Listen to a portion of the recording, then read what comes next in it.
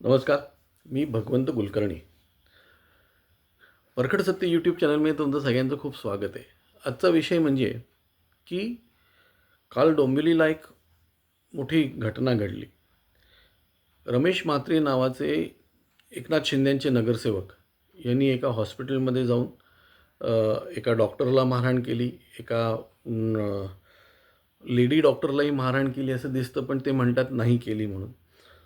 आणखीन पण तिथे त्यांनी बराच गोंधळ घातला. त्यांच्या कार्यकर्त्यांनी खूप लोकांना तिथे मग त्या एका डॉक्टरला आणखीन काही लोकांना मारलं. जे मध्ये पडले त्यांनाही मारलं. कारण काय, तर त्या डॉक्टरने किंवा त्या हॉस्पिटलनी एका बाईची प्रसूती करायला नकार दिला. आता का नकार दिला, त्याच्यामध्ये अनेक कारणं असू शकतात. बेसिक कारण, महत्त्वाचं कारण असं असू शकतं की त्या बाईचं जे काही म्हणजे ज्या काही कॉम्प्लिकेशन्स असतील, त्या कॉम्प्लिकेशन्समुळे ती दगावली जाऊ शकत होती किंवा काय तत्सम असू शकेल, म्हणून त्यांनी ती रिस्क घेऊन न घेता सायन हॉस्पिटलला त्यांना जा म्हणून असं सांगितलं. पण ती त्या बाईची काही परिस्थिती तशी नव्हती. कारण पाऊस पण पडत होता. आणखीन तिची परिस्थिती पण तशी नव्हती. म्हणजे आर्थिक नाही, आर्थिक माहीत नाही, पण शारीरिक परिस्थिती तशी नव्हती. पण तर म्हणून ते तिकडे सायनला जायला तयार नव्हते. आता याच्यामध्ये दोन गोष्टी आहेत. मी डॉक्टरांची बाजू घेत नाही किंवा डॉक्टरांना मी हे करत नाही. म्हणजे डॉक्टरांनी सुद्धा हे समजायला पाहिजे की बाबा तुम्ही प्रॅक्टिकली विचार करा की तो तिकडे कसा जाणार माणूस. म्हणजे डोंबिवली टू सायन जायचं म्हटल्यावर डोंबिवलीहून शिळफाट्याला जायला 4 तास लागतात. आणि तिथून पुढे ती बाई म्हणजे काय तिच्या परिस्थिती, हा कॉमन सेन्सचा भाग आहे. हा डॉक्टरांनी विचार करायला पाहिजे होता. पण त्यांच्याकडे त्या सुविधा नसतील तर त्यांनी तसं काही काय म्हणतात त्याला लेटर वगैरे घेऊन त्यांनी तिथे त्या बाईवर उपचार करायला काही हरकत नव्हते, असं माझं मत आहे.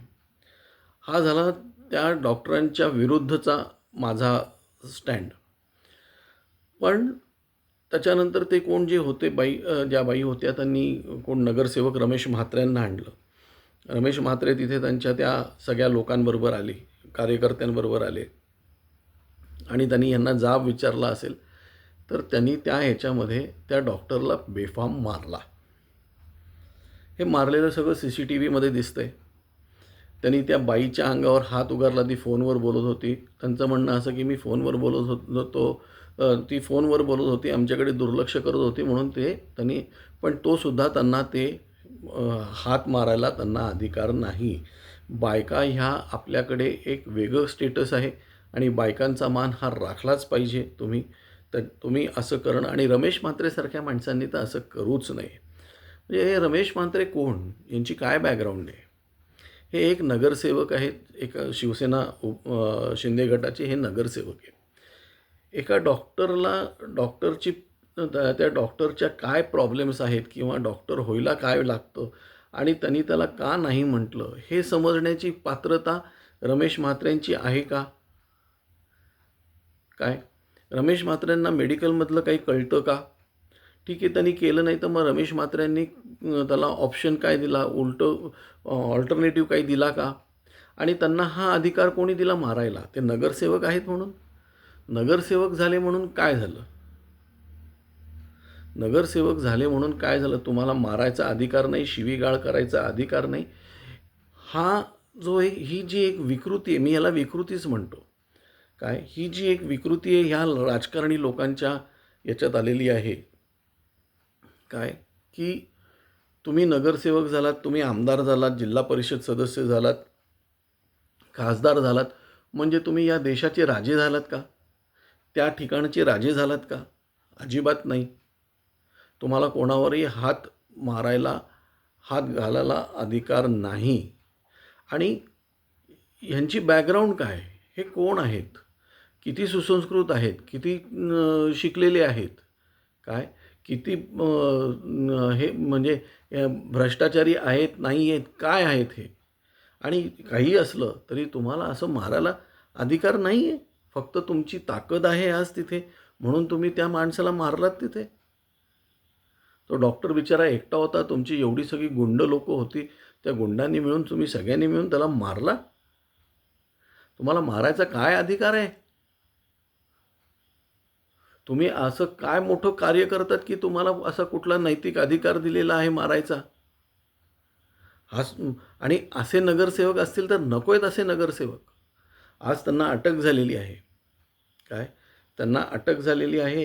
याच्याबद्दल मी गृहमंत्र्यांना खूप खूप धन्यवाद देतो. माझी एकनाथ शिंदेंना विनंती आहे की त्यांनी त्यांचे जे हे अशा प्रकारचे आमदार किंवा नगरसेवक जे आहेत किंवा कुठल्याही पक्षातल्या लोकांना, की त्यांनी हा असला माजोरडेपणा सहन करायला नाही पाहिजे.